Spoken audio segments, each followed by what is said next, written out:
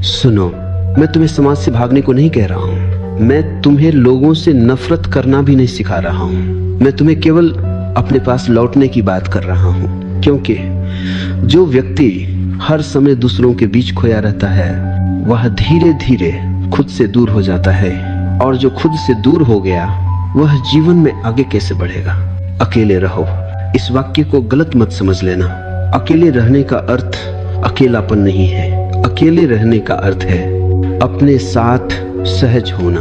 अकेलापन दुख है, अकेलापन अभाव है, लेकिन एकांत समृद्धि है, एकांत पूर्णता है।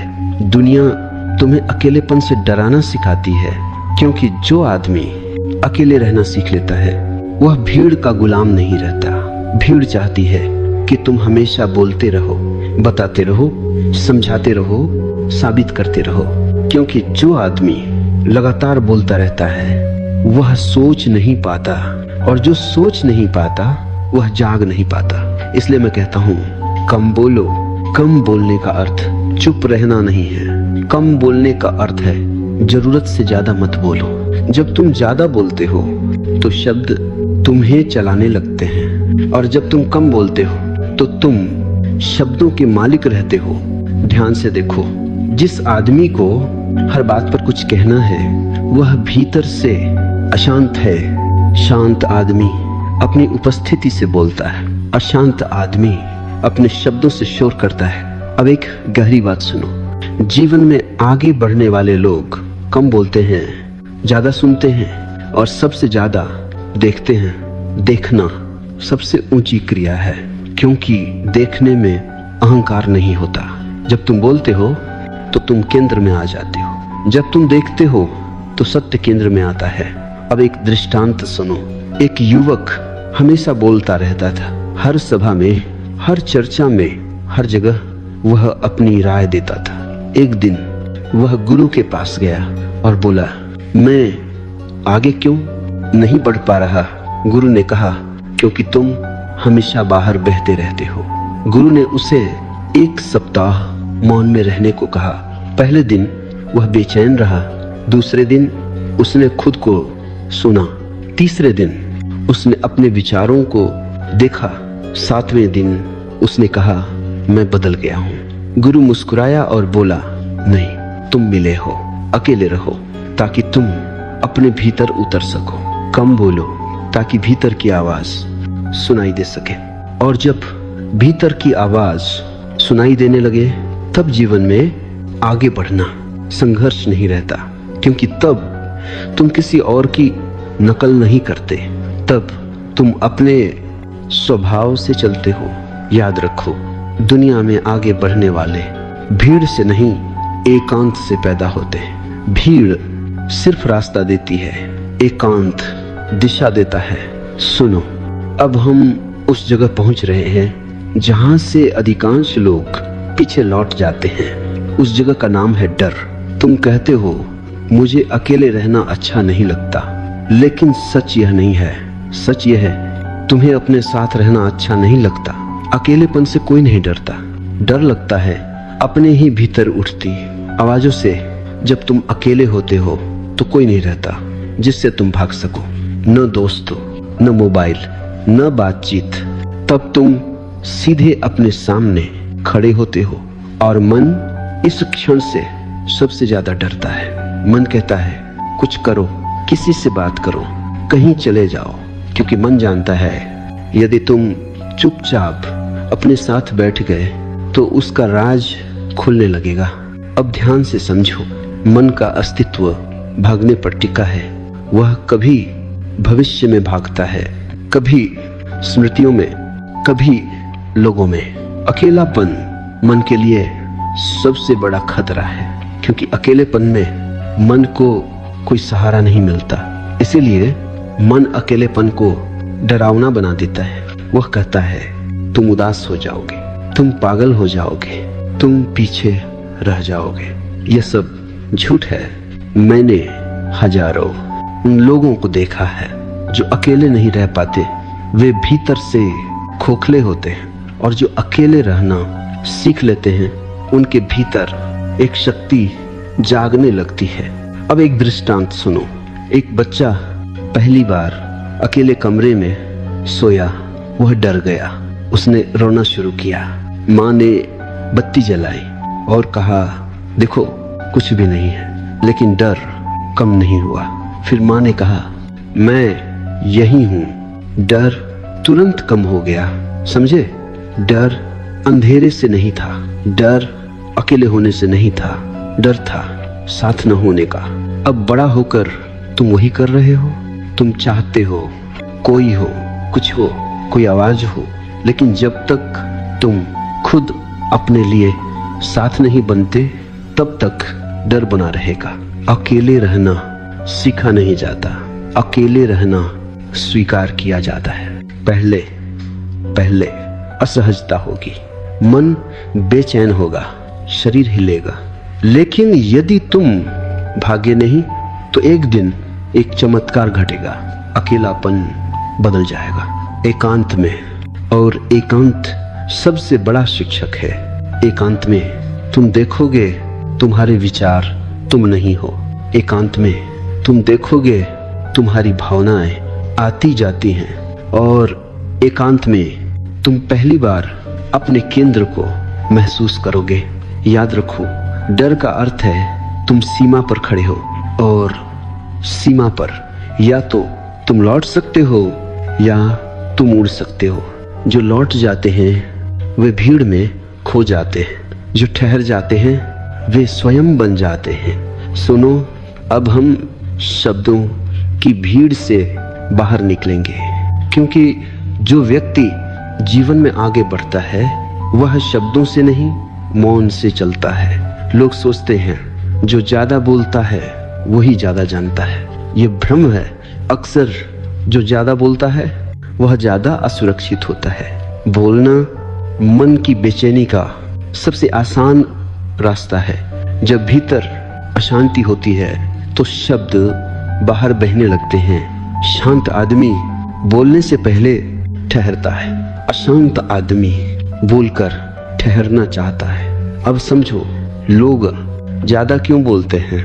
वे बोलते हैं क्योंकि वे सुने जाना चाहते हैं। वे बोलते हैं क्योंकि वे खुद को साबित करना चाहते हैं। वे बोलते हैं क्योंकि वे अकेले पड़ने से डरते हैं। लेकिन ध्यान रखना, जो खुद को जान लेता है उसे साबित करने की जरूरत नहीं रहती। अब एक गहरी बात सुनो, शब्द ऊर्जा खाते हैं। हर बार जब तुम बिना जरूरत बोलते हो तो तुम्हारी ऊर्जा बाहर बह जाती है। इसलिए दिन के अंत में बहुत लोग थके हुए नहीं, खाली होते हैं। वे कहते हैं मैंने कुछ किया नहीं, फिर भी थक गया। उन्होंने किया नहीं, उन्होंने बोला है। अब एक दृष्टांत सुनो। एक आदमी पूरा दिन शिकायत करता था। शाम को वह कहता मैं बहुत थक गया हूँ। गुरु ने कहा तुमने काम नहीं किया, तुमने शब्दों से खुद को निचोड़ लिया। अब समझो मौन क्या है। मौन बोलना बंद करना नहीं है। मौन अनावश्यक बोलना, छूट जाना है। मौन का अर्थ यह नहीं कि तुम कभी ना बोलो। मौन का अर्थ है जब बोलो तो पूरा बोलो। कम शब्द, सटीक शब्द, सच से निकले शब्द। ऐसे शब्द शोर नहीं बनते, वे संकेत बनते हैं। यही कारण है कि बुद्ध, महावीर, लाउत से कम बोले। उनके शब्द कम थे लेकिन भारी थे। वे शब्द नहीं थे, वे अनुभव थे। अब समझो कम बोलने से क्या घटता है। पहली बात, तुम ज्यादा सुनने लगते हो, और सुनना सबसे बड़ी बुद्धिमत्ता है। जो सुन सकता है वह सीख सकता है। दूसरी बात, तुम अपने विचार स्पष्ट देख पाते हो। जब तुम बोलते नहीं तो मन खुलकर सामने आता है, और जो मन को देख लेता है वह मन से बंधा नहीं रहता। तीसरी बात, तुम्हारी उपस्थिति गहरी हो जाती है। लोग महसूस करते हैं यह आदमी कुछ अलग है, क्योंकि वह शब्दों से नहीं मौन से बोल रहा है। अब एक बहुत महत्वपूर्ण चेतावनी, कम बोलना, दमन नहीं होना चाहिए। यदि तुम गुस्सा दबा रहे हो और बाहर से चुप हो तो यह मौन नहीं है, यह जमा हुआ जहर है। मौन तब होता है जब भीतर कुछ दबा नहीं होता जब भीतर सब देखा गया हो। इसलिए मैं कहता हूं, पहले देखो फिर बोलो। देखना मौन को जन्म देता है। सुनो, अब मैं तुम्हें उस स्रोत की ओर ले जा रहा हूं जहां से जीवन की सारी ऊर्जा आती है। उस स्रोत का नाम है एकांत। लोग समझते हैं कि ऊर्जा खाने से आती है, आराम से आती है, लोगों से मिलकर आती है। ये आधा सच है। असल ऊर्जा आती है अपने साथ होने से। जब तुम लगातार लोगों के बीच रहते हो, लगातार बोलते हो, लगातार प्रतिक्रिया करते हो, तो तुम्हारी ऊर्जा बाहर बहती रहती है। तुम ध्यान नहीं देते, लेकिन हर बातचीत थोड़ी थोड़ी ऊर्जा ले जाती है। इसीलिए बहुत लोग कहते हैं, मैं कुछ किए बिना थक गया हूं। उन्होंने काम नहीं किया, उन्होंने खुद को लुटाया है। अब समझो एकांत क्या करता है। एकांत ऊर्जा को वापस बुलाता है। जब तुम अकेले बैठते हो, कुछ नहीं करते, कुछ नहीं बोलते, तो ऊर्जा धीरे धीरे घर लौट आती है। यह ऐसा है जैसे नदी समुद्र से फिर अपने स्रोत की ओर बहने लगे। पहले पहले अजीब लगेगा, क्योंकि जब ऊर्जा वापस आती है तो पुराने घाव दिखने लगते हैं। मन कहेगा ये अच्छा नहीं है, कुछ करो, ध्यान हटाओ। यही अधिकांश लोग भाग जाते हैं। लेकिन यदि तुम थोड़ी देर ठहर सको तो वही बेचैनी धीरे धीरे शक्ति बन जाती है। अब एक दृष्टांत सुनो। एक धनुष था, वह हमेशा तना रहता था। एक दिन धनुर्धर ने उसे ढीला कर दिया। धनुष बोला, अब मैं कमजोर हो जाऊंगा। कुछ समय बाद जब फिर खींचा गया तो तीर पहले से भी दूर गया। एकांत धनुष को ढीला करने जैसा है। जो आदमी कभी ढीला नहीं पड़ता, वह एक दिन टूट जाता है। अब समझो, एकांत और सृजन का संबंध। दुनिया की सारी महान रचनाएं एकांत में पैदा हुई हैं। कविता भीड़ में नहीं आती, संगीत शोर में नहीं उतरता, दृष्टि बहस में नहीं जन्म लेती, वे मौन में जन्म लेते हैं। क्यों? क्योंकि सृजन भीतर से आता है, और भीतर तब खुलता है जब बाहर कम हो जाता है। अब समझो, अकेले रहने से डर क्यों लगता है? क्योंकि एकांत तुम्हें तुम्हारे सामने खड़ा कर देता है, और अपने सामने खड़े होने का साहस बहुत कम लोगों में होता है। लेकिन वही साहस जीवन को आगे ले जाता है। याद रखो, भीड़ में सुरक्षा होती है, लेकिन दिशा नहीं।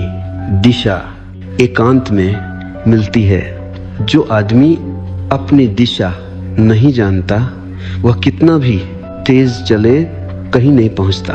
एकांत तुम्हें रुकने का साहस देता है, और जो रुक सकता है वही सही दिशा में चल सकता है। सुनो, अब मैं एक बहुत जरूरी भ्रम तोड़ने जा रहा हूं, क्योंकि तुम कहते हो मैं जीवन में आगे बढ़ना चाहता हूं। लेकिन रुक कर पूछो, आगे किस दिशा में? अधिकतर लोग आगे बढ़ने का अर्थ समझते हैं, और ज्यादा पाना, और ज्यादा बनना, और ज्यादा दिखना। मैं तुमसे कहता हूं, यह आगे बढ़ना नहीं है। यह केवल भीड़ में तेज चलना है। आगे बढ़ना तेज चलना नहीं है, आगे बढ़ना है, सही दिशा में चलना। और दिशा भीड़ से नहीं मिलती, दिशा एकांत से मिलती है। भीड़ तुम्हें गति देती है, एकांत तुम्हें दिशा देता है। अब समझो, लोग क्यों थक जाते हैं? वे दिन रात भागते रहते हैं, लेकिन भीतर कहीं नहीं पहुंचते। क्यों? क्योंकि वे दूसरों की मंजिल अपनी मंजिल समझ लेते हैं। दूसरों की परिभाषा में जीने वाला व्यक्ति कभी संतुष्ट नहीं होता। अब एक दृष्टांत सुनो। एक आदमी पहाड़ पर चढ़ रहा था। वह बहुत तेज था, सबको पीछे छोड़ रहा था। थोड़ी देर बाद उसे लगा, मैं गलत पहाड़ पर हूं। समझे? तेज होना व्यर्थ है यदि दिशा गलत हो। अब समझो, असली प्रगति क्या है? असली प्रगति भीतर घटती है। जब तुम कम प्रतिक्रियात्मक हो जाते हो, जब तुम कम भयभीत हो जाते हो, जब तुम कम दूसरों पर निर्भर हो जाते हो। ये उपलब्धियां किसी प्रमाण पत्र में नहीं मिलती, लेकिन यही तुम्हें अडिग बनाती है। दुनिया अडिग लोगों से डरती है क्योंकि उन्हें खरीदा नहीं जा सकता, डराया नहीं जा सकता, भीड़ में घसीटा नहीं जा सकता। अब जो कम बोलना आगे बढ़ने में कैसे मदद करता है। जो व्यक्ति कम बोलता है वह कम उलझता है, वह हर बहस में अपनी ऊर्जा नहीं गंवाता, और जो ऊर्जा बहस में नहीं जाती वह सृजन में लगती है। अब समझो, अकेले रहना आगे बढ़ने में कैसे सहायक है। जो अकेला रह सकता है वह गलत संगत में फंसता नहीं, वह सिर्फ इसलिए कहीं नहीं रुकता कि उसे डर लगता है। अकेले होने से अकेले रह सकने वाला व्यक्ति स्वतंत्र निर्णय ले सकता है, और जीवन में आगे वही बढ़ता है जो अपने निर्णय खुद लेता है। अब एक गहरी बात सुनो, आगे बढ़ना ऊपर जाना नहीं है, आगे बढ़ना गहरा जाना है। ऊपर जाने वाले जल्दी गिरते हैं, गहरे जाने वाले स्थिर रहते हैं। जब तुम अपने भीतर गहरे उतरते हो तो तुम्हारे कर्म अपने आप परिपक्व हो जाते हैं, तब सफलता तुम्हारे पीछे आती है। और जो व्यक्ति सफलता के पीछे भागता है वह अक्सर खुद को खो देता है। सुनो, अब मैं तुम्हें एक असुविधाजनक सत्य बताने जा रहा हूं। दुनिया तुम्हें आगे बढ़ते हुए नहीं देखना चाहती, वह चाहती है कि तुम उस जैसे रहो। भीड़ का एक ही नियम है, अलग मत दिखो। जो अलग दिखता है उससे भीड़ घबराती है, क्योंकि अलग व्यक्ति भीड़ के झूठ को उजागर कर देता है। भीड़ कहती है ऐसे कपड़े पहनो, ऐसे सोचो, ऐसे बोलो, ऐसे जियो, और तुम सोचते हो अगर नहीं किया तो मैं पीछे रह जाऊंगा। यही डर तुम्हें भीड़ में बांधे रखता है। लेकिन ध्यान रखना, भीड़ में रहने से सुरक्षा मिलती है लेकिन स्वतंत्रता नहीं, और बिना स्वतंत्रता के आगे बढ़ना संभव नहीं है, क्योंकि आगे बढ़ने का अर्थ है अपने भीतर से चलना। अब समझो भीड़ कैसे काम करती है। भीड़ तुमसे तुम्हारी मौलिकता छीन लेती है, वह तुम्हें तुलना सिखाती है। वह आगे है, वह ज्यादा सफल है, वह ज्यादा सम्मानित है। तुलना आत्मा का सबसे बड़ा जहर है। जो व्यक्ति तुलना में जीता है वह कभी शांत नहीं हो सकता, और अशांत व्यक्ति आगे नहीं बढ़ता, वह बस भागता है।